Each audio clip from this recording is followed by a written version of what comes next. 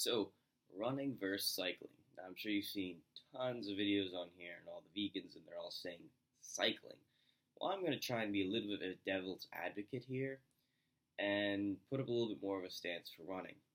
So, I don't really think running is that bad to get into. Now, obviously, if you're really heavy and you want to run, it's not going to be the best for you. So let's say you're kind of light, BMI is 30-ish, 30, a little bit less. I think you might be kind of okay to run. But really what it comes down to is that you can even be like pretty heavy and run, or you could be really light and run. The problem that it comes down to is how much training have you had, okay? How are your ligaments? How are your joints? How hard are you running? How is your running technique? How's how hard are you pushing? Are you making sure that you're just going with the burn anyway and having good technique? Or are you just kind of all over the place? You're just flopping around, you're just bouncing around and jiggling everywhere. Which is what you see a lot of people doing, right? It's pretty easy to go hurt yourself and do things that really are not good. So really what I'm saying is that I think running probably isn't the best for most people. Jogging is a good way to get into things, I think. Because if you take it nice and slow and you do a lot of cushioning and you just have good technique, but obviously you have to know what this is, right? You have to understand. Most people don't understand that, which is why if you don't want to learn any of that, get a bike.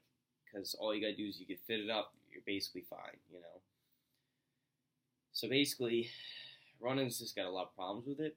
But let's say you'd rather put your time than your money into it. Then I would say, well, yeah, I think you should start running. Especially if you don't have that much time to get set up, get ready, and things like that. You just want to try and get this done.